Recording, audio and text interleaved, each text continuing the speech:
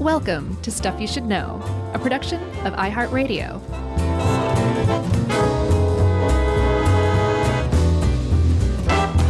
Hey, and welcome to the podcast. I'm Josh, there's Chuck, and Jerry's here too, and we're just hanging out in the South here on Stuff You Should Know. Yup. That's right. And today, everybody, we're going to be talking about something I've wanted to do an episode on for a little while, but I forgot about it. But now I'm keeping a better list. And this was farmed out to Dave Ruse, who helped us with this one, about kudzu, which if you're from the United States, you probably know what it is. If you're from the American South, you definitely know what it is. But if you don't, it is a perennial vine that very much thrives in the American South. And it is known as the vine that ate the South because it is an invasive plant from Japan that has really thrived in the American South.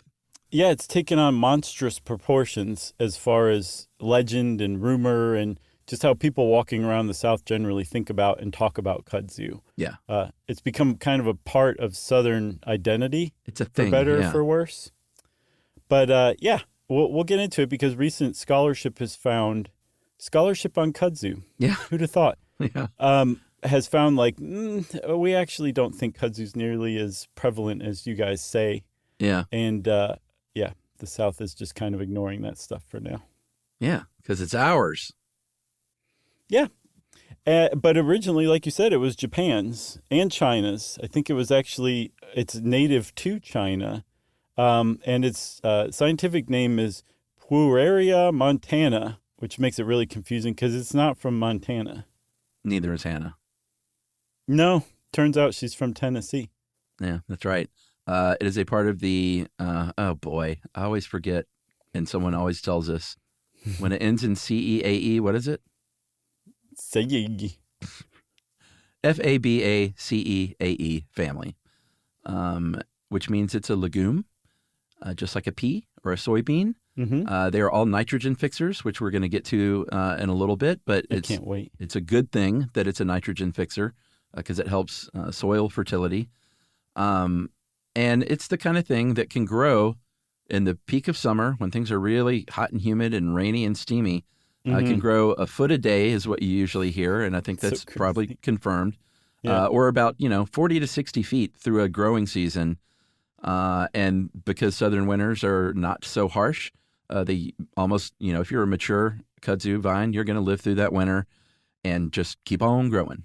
Yeah, and grow and grow and grow. And the way that they grow, they have hairs on them like poison ivy does, but it doesn't help them climb.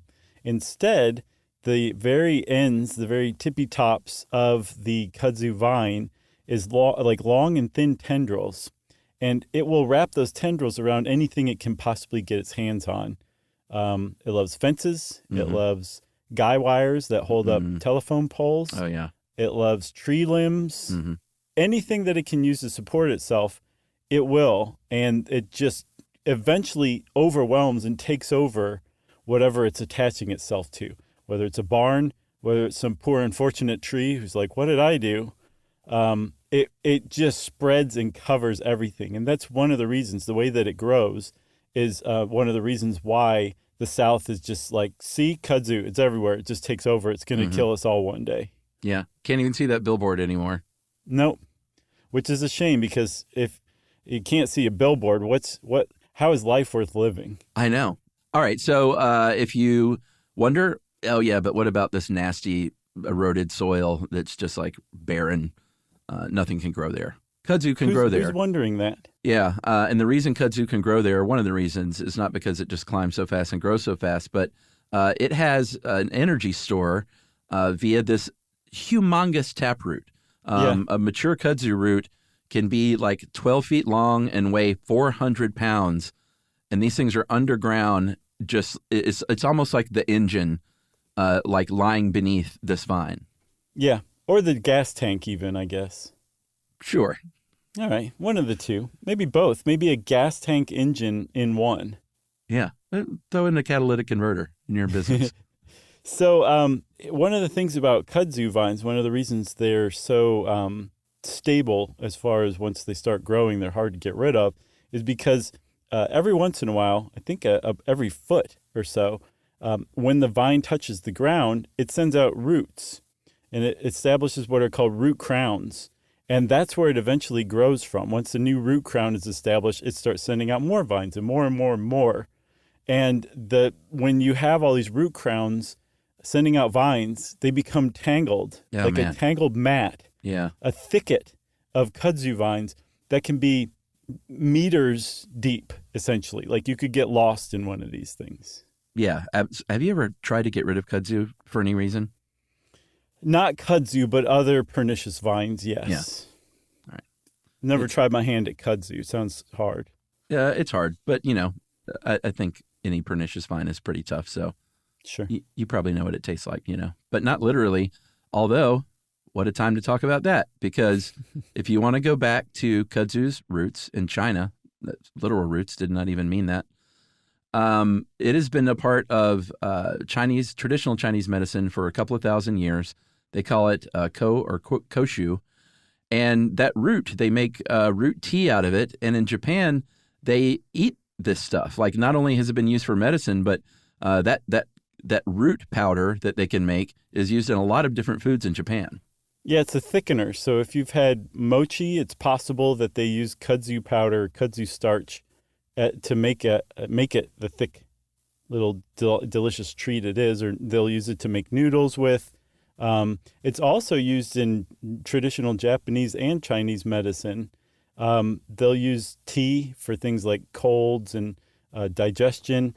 And then also, because there's actual health benefits, or at least it contains flavonoids that have been shown to have health benefits, they use it for things like inflammation, cardiovascular disease, osteoporosis, to protect against those things, not to cure them or anything. Yeah. And while I mentioned that it's koshu in China, it is kudzu in Japan. Mm-hmm. And you might have heard various stories. If you're in the South, it's not like we're sitting around talking about kudzu all the time. That's a bit of an outdated trope. Mm-hmm. But at some point, if you literally were raised in here and lived here your whole life, you might have heard someone at some point say something about how kudzu got here. And I remember hearing a story that it was brought over as part of a World's Fair or something. And it had to have been this story from 1876 when it was brought over from Japan on display at the Philadelphia Centennial Exposition. But that is a bit of a false rumor, because they actually destroyed all of those plants. And that's not when kudzu literally took root here. No. And then within a few decades, the people who were at that exposition and saw it apparently fell in love with it. That kudzu display was a huge hit. And so within a couple decades, you could order seeds, kudzu seeds, to plant at your house. So funny to think about now. Yeah. And people would plant it as an ornamental vine because it has purple flowers. It smells like grape candy and lavender. Yeah. It can be pretty. I could see how old-timey, turn-of-the-century people were like, this is great. But even then, with people planting this stuff at their houses across the South, that still wasn't when kudzu invaded, because they were mostly growing it upright on trellises, on porches, and kudzu is easily controlled in that situation. It's when it's on the ground as a ground cover that it spreads like crazy and is really hard to get rid of. Yeah, for sure. When it really came in earnest was in the 1930s. And it was very much purposeful. This was a time when I guess Oklahoma and Kansas and, other areas nearby were being killed by the Dust Bowl. In the Deep South, we didn't have the Dust Bowl, but we had a pretty bad agricultural scene after decades and decades of monoculture farming with corn, basically, tobacco and cotton.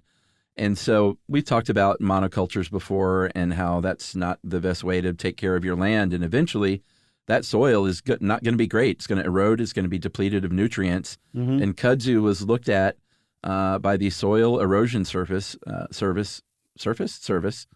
which later became the Soil Conservation Service, as the answer in 1933.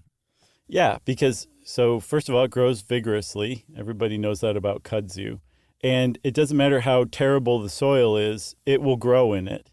And then as it's growing in it, you said that it's a nitrogen-fixing superstar, and it is.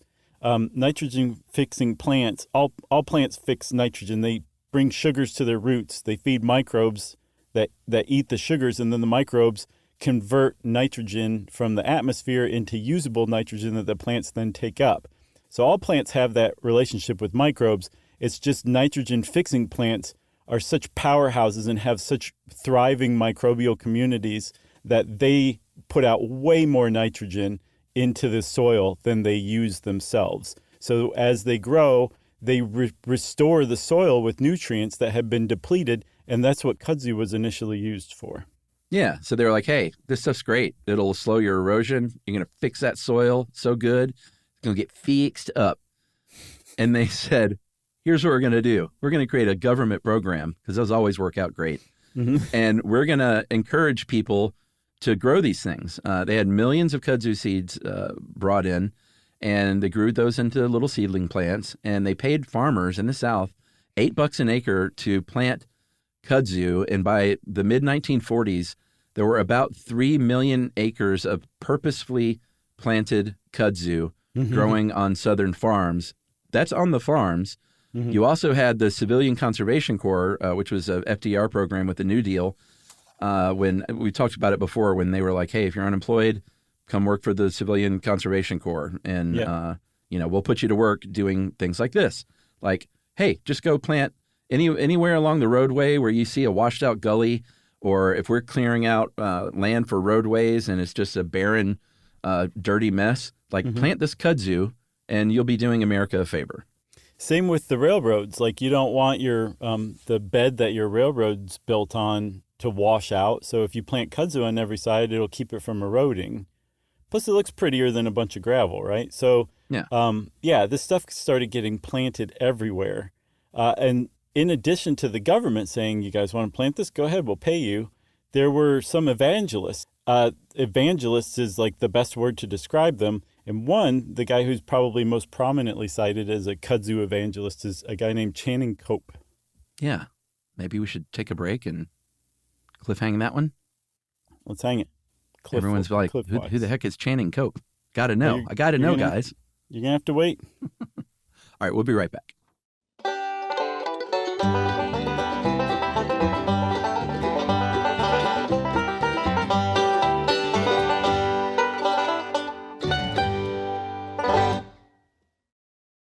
Well, now, when you're on the road, driving in your truck, why not learn a thing or two from Josh and Chuck? It's stuff you should know. Stuff you should know. All right. So, Chuck, you really messed with everyone's mind. I'm going to fulfill their wishes and tell them that Channing Cope was a farm editor for the Atlanta Constitution newspaper. Farm editor? What's that? So it was a guy who would edit farms, and then the paper would take pictures of him editing the farm, and they would publish it. That was, from what I understand, what the farm editor did back in newspaper times. Oh, okay. And this was the 1940s, and this guy was a really, from what I could tell, I didn't do any deep research on him, but he seems to have been a very, at least outwardly likable fellow. Yeah. He had a huge jovial personality. He was super homespun. He had a radio show in addition to his column, Channing Cope's Almanac, and it was really popular. He would just riff. He'd broadcast live from his front porch, and it was unprepared, and he would fill a half hour, an hour, just talking about farm stuff, and people loved it. But in his column and on the radio show, he would invariably talk about how amazing kudzu was. Yeah, he said that and reform. We need some reform in our government. Right. So he's doing this radio show. He's beating the drum for kudzu, basically saying everything that we've been saying, which is like, hey, it's going to rebuild your soil. Your cattle can graze on it. You just rotate that cattle around your fields, and they're going to be so full from kudzu and so happy. Mm-hmm. And that kudzu is going to grow back so fast, and they're going to have so much more food.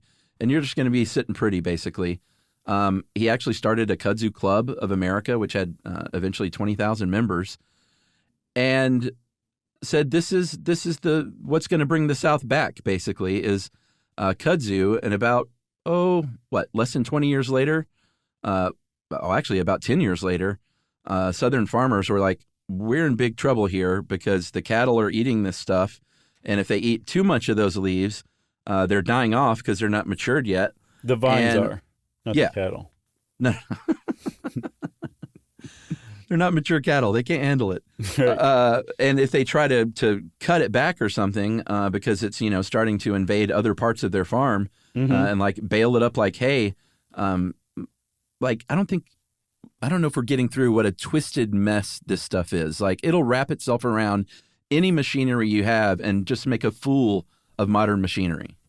Yeah, if you aren't familiar, just look up kudzu and abandoned houses or something like that, and it will just immediately deliver the impression you need on what it can do and how much it can take over. And so you had a bunch of farmers in the 50s who'd planted this stuff on purpose, and stories are starting to come out like these guys, like their farms are just being overrun. Like not only is it getting out of their fields, it's starting to climb up their house, the farmhouse. Their tractor, if they leave it sitting for more than half an hour, it'll get eaten up by the kudzu. Like this is when the kudzu legend really started to take off. And again, it was based in a very real fact that kudzu had gotten out of hand and everyone had a problem. But it also was the rural Southerners who were talking about this. So it was immediately spun into yarns left and right, basically. Yeah. I mean, it would, if it got into the forest, it would, the timber industry was affected. So it was genuinely causing problems. And then starting in 1953, over the next about 40-ish years, the government just kind of one at a time started saying things about kudzu. Like initially in 53, the USDA said, it's not an approved cover crop. And then 9 years later in 62, the Soil Conservation Service said, you know what? You don't even plant this stuff unless it's in a really remote location. 1970 comes along and they say, all right, we're going to go ahead and call a weed, and this is a weed.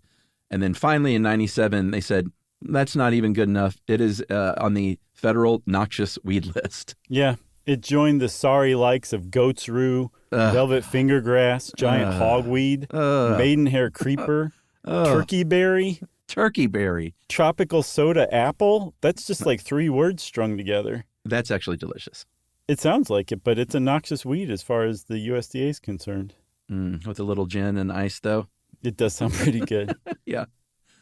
So one of the big problems is not just that like farmers were having trouble with this. Eventually, they figured this out. They stopped planting it. They were able to kill it off after some years of difficulty. Yeah. And that it mainly got left to abandoned areas, those railroad tracks along the edges of highways, like the forests along the edge of a highway. That's basically where kudzu was left to just kind of go crazy. And that's not really great either, because during the last glacial maximum in North America, the ice sheets came down and stopped just above Georgia, just above Tennessee, just above the South. Let's just call it that. And a lot of animals migrated southward and stopped where the ice sheet stopped and stayed after the ice sheet retreated. And as a result, the South has one of the most biodiverse ecosystems in North America. And when you add something like an invasive plant species, it affects all of that. So it actually is a big deal that kudzu is so pernicious and so fast spreading, because it does affect that biodiversity and reduces it tremendously. Well, yeah, and you were talking about it being a nitrogen fixer, which is a good thing when you need your nitrogen fixed. The problem is there was so much kudzu, I think more acreage in the South than even soybeans. So more than any other legume, which are the other nitrogen fixers, is the point. It can actually it can fix so much nitrogen that it can disrupt the normal nitrogen cycle because when excess nitrogen comes back into the atmosphere, it comes back as 2 things, nitric oxide and nitrogen dioxide. And these are pollutants. So if you have an abundance of kudzu, eventually you're going to have an abundance of lung inflammation and asthma. And it's not good for the air. So I looked into that, and I could find articles on one 2010 study, and they were all around the same time and no follow-up whatsoever. And the most recent study I could find was from 2023, and it said essentially the opposite, that Japanese kudzu growing along roadways actually traps a lot of the car emissions on that road in its dense vegetation and prevents air pollution in some ways. So Well, it's probably possible. both. Yeah, it's possible the 2010 study was right. It's possible the 2023 study was right. They're not mutually exclusive necessarily, but Yeah. I didn't see any follow-up whatsoever on that 2010 study. And herein, we have one of the big problems with talking about kudzu. People just say stuff about it, and no one says, "Are you sure about that? That doesn't sound quite right." Or, "Where'd you get that fact from?" You know, like it's just, that's how the South talks about kudzu, because it's in some really strange way very proud that it has this strange, unique problem that nowhere else in the world has. So I don't think the South really wants to know that kudzu's not as big of a problem as it's Maybe. been saying all these decades, you know? Yeah, because then we wouldn't be able to walk around and talk about kudzu to people that could care less. Yeah. And we wouldn't be able to wear those shirts that are dyed green from kudzu very proudly outside of the South at like family reunions. I And don't they know say, those shirts. "Ask me about my kudzu dyed shirt." Oh, is that a thing? Not that part, but yes, the Okay. dyeing a shirt green with kudzu to kind of show your Southern bona fides. Never That heard was of a that. thing. That's super 90s. They also sold one that was a horrible color orange. It was dyed with red Georgia clay. Uh-huh. These are Yeah. not things that anybody should have been wearing, but it kind of goes to show, like, these are the weird things that Southerners take some sort of pride in.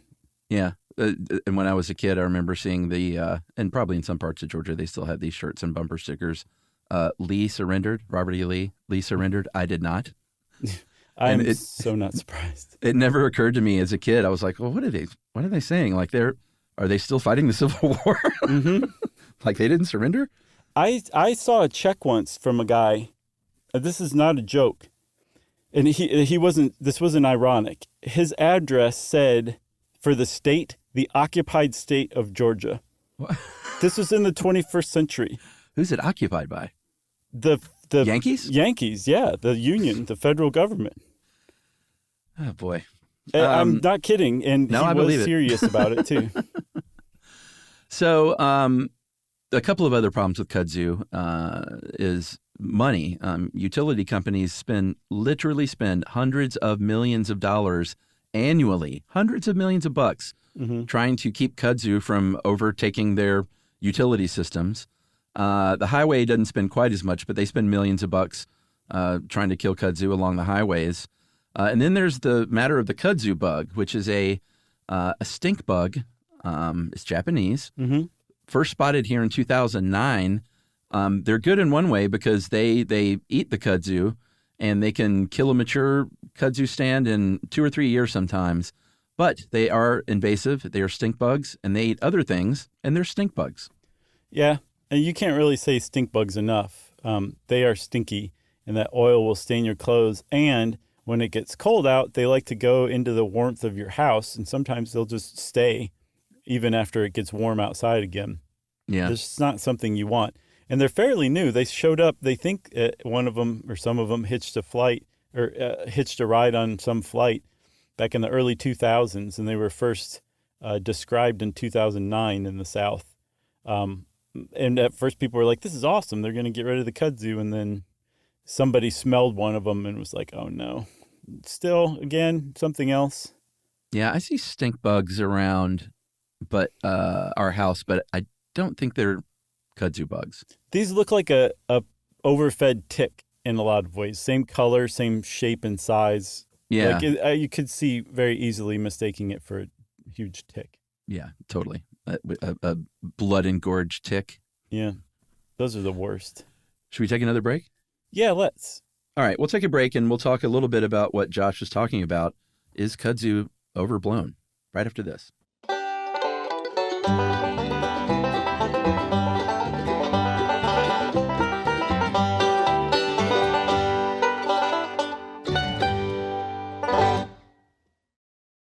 Well, now when you're on the road, driving Driving in your truck, wanna learn a thing or two from Josh and Chuck. It's stuff you should know. Stuff you should know. All right. All right. If you are not from the South and you've like road tripped through the South or something, and you've heard of kudzu and you're driving along the interstate and you see the kudzu that is just, swallowed up a billboard or a telephone line or something. Yeah, and you just think to yourself, the poor, poor South. What did it ever do to anybody? I know, but if you drive around, you might think, oh my God, that stuff really is everywhere. One of the reasons you're seeing it a lot there is because it really thrives along interstates and stuff.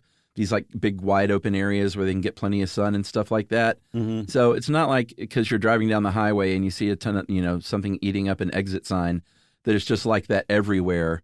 And like you said, there's a lot of sort of hinky stats around how much kudzu there actually is, right? Yeah, for sure. I think in the 90s, a very frequently cited statistic was that kudzu covered 7 million acres of the South. That is an enormous amount of land. Yeah. But I was reading a Smithsonian article by a naturalist named Bill Finch, and he said that it seems that those stats came from a garden club guide, a kudzu craft book, and a culinary and healing guide. Yeah, and there you have it. That, just like with everything else with kudzu, the academic community cited that statistic without any incredulity at all, and that it just spread like kudzu, essentially. Yeah, I think more reasonable stats. The U.S. Forest Service says that there are about 227,000 acres of kudzu in the forest.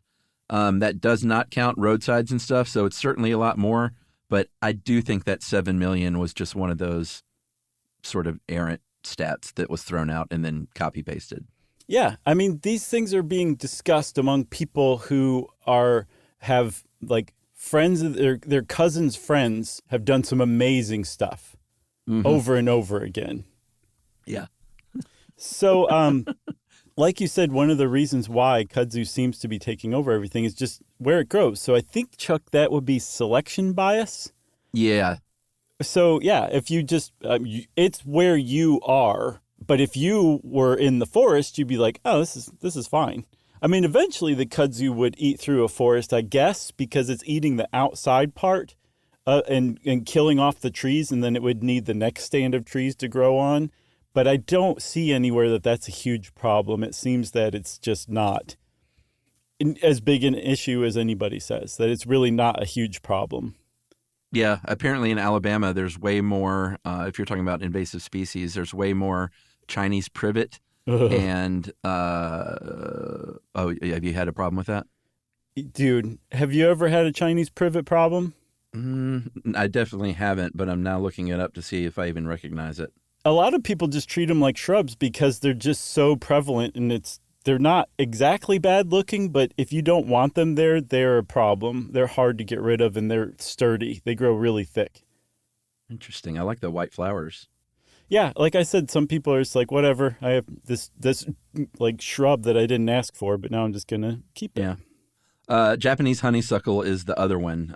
In Alabama, at least, is like way more. I think honeysuckle's about 3 million acres. Chinese privet's about 1 million acres.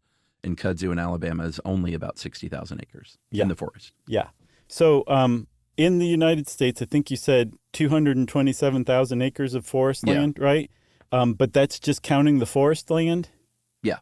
So we don't really know how much kudzu there is, but again, now the most recent scholarship, people actually looking into it don't seem to be particularly worried about the whole thing. But if you have kudzu in your yard, there's actually some things that you can do to get rid of it if you want to get rid of it. And you probably do if it's anywhere near your yard, because it'll eventually become a problem if it's not already. Yeah, we have a kudzu issue at the East Lake Garden that Emily operates. Mm-hmm. It's sort of an island of kudzu, and it's almost like a swale, like a depression, where there's like trees and shrubs and stuff, and the kudzu is only in there. And I think we have both decided that trying to eradicate it from there is like not even worth the time. Yeah. But we're trying to keep it there and not let it creep. So far, so good.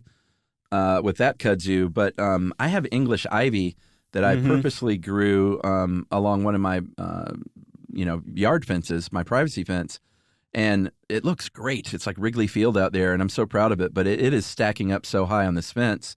I know that's not good for the fence because it's been, I used to manage it a lot better. Now it's been a couple of years, and it's also a mosquito haven, I think. Yeah, and it locks in moisture in that, behind it, which is where the fence is. So if it's a wood fence, it'll eventually rot it faster. Yeah, that's the issue. It can also take over trees too. English ivy can be a problem in the South as well. Yeah, you cut those at the bottom of the tree and watch them die. Yeah, so there's an extra step that I found. I don't know the vines that I was dealing with, but they are serious vines and they're hard to get rid of. But I have found one of the methods of killing kudzu also works for, say, like ivy or these vines that I'm working with, which is you cut the thing off, like you find a thick, like part of the kudzu vine, nice and mature, cut it off very close to the ground, and then you paint it with the herbicide, like using one of those cheap wooden disposable brushes. Yeah. And the herbicide I've found works really well is Crossbow. It's a Southern Ag product, and you just paint it on, let it dry, paint on another coat, let it dry, maybe do 3 times. It will work. It will kill that vine or that weed or whatever it is you're trying to kill pretty quick, and it's not going to come back. Last time I painted on Crossbow in the woods behind my yard, it was probably 2-3 years ago, and the stuff that I killed has not grown back. Yeah, it does it. I don't know if you can tell this or not, but I'm kind of proud of that one. You should be. You killed it. I killed it dead, and then I ate its babies. Oh, my God. By the way, if you want to, Emily started an Instagram page for that garden that I mentioned before. It is east_lake_garden. You want to learn a little bit more about the story of her cultivating and sponsorship of this nice little piece of land right here in the middle of town. Very nice. But if you want to keep talking about killing kudzu, you know what? I'll get her to put a picture of the kudzu up so people. Oh, know yeah, what it looks like. you definitely should. But one thing you can do if it's on the ground, if it's not growing up things yet, is you can just mow the heck out of it. Because, like the cows eating those leaves could kill a not quite mature vine. If you cut those leaves off, it's eventually going to die. If it's like super, super mature, it's going to be a lot harder. But you just got to keep getting in there and keep mowing low and just mowing it down. And maybe it'll take a year or two, but that will also take care of it. Yeah, for sure. You can also dig up the roots. Remember those root crowns that grow? Yeah. It's going to be a pain, but luckily you just need to dig up the root crowns, which are fairly shallow. You can leave those giant 400-pound tubers behind because they're an energy store. They're not necessarily what it's growing from. So if you get rid of the crowns, that tuber will eventually die off too. And it's a pretty good way. From what I can tell, it's a very effective way to get rid of your kudzu immediately is digging up the root crowns if you are dedicated and dig them all up. Yeah, or if you want to really go next level, you can dig up that root and use that thing. You can. I don't know why this bothers me, but I find this really bothersome for some reason. That people would use this plant for good things? Yeah, I guess so. In the South in particular. Oh. Is there any reasoning behind it, or do you want to share? No, I like I said, I can't put my finger on it. It's something about it bothers me.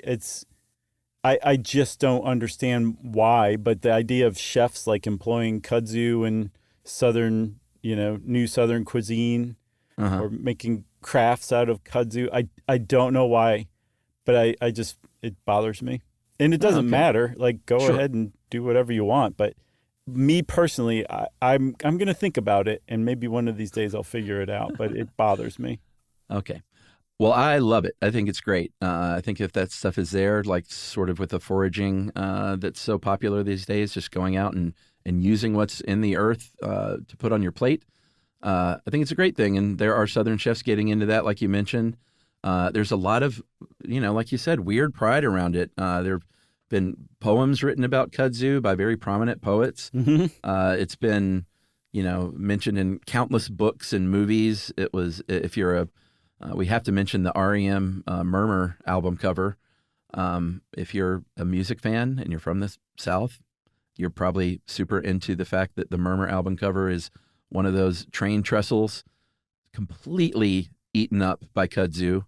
And the fun little story about that is that thing had gotten so, sort of rotted out, I guess, after years and years of the kudzu eating it. Mm-hmm. It was tried to be saved a bunch of times. There were efforts over the years. Finally, in 2020, they were like, and this is, outside of Athens, they said, we're going to have to take this thing down. So they did, but cherry on top of this story, or I guess silver lining rather, it is now part of the Firefly Trail, a very popular outdoor hiking and walking trail. And they built a replica of the train trestle that you can now walk over as a bridge that opened just last year in 2023. So it's back again. Great. But the kudzu's gone. Yeah, not covered in kudzu, though. But people make, their pilgrimage, another REM insider joke, to look and get their picture taken, or in the South, you'll get your picture made, where that train trestle is. And then while you're there, you also want to go to, what was the soul food restaurant that just said automatic for the people was like their slogan? Weaver D's. I lived right behind there for a year. Man, it's so good. Yeah, go there, go to Weaver D's, and then the church steeple where REM played their very first show. They tore down the church, but they left that steeple. It's now a historical monument. Yep. And, if you open it up, you let out the people too. Right. That's true. I feel like we need to close with a poem, as we normally do close Stuff You Should Know episodes. Hey, please read it. This is a poem by James Dickey, who was a poet but also a novelist. He wrote Deliverance. That's right. And in 1963, this poem was published in The New Yorker. It's called Kudzu. Japan invades.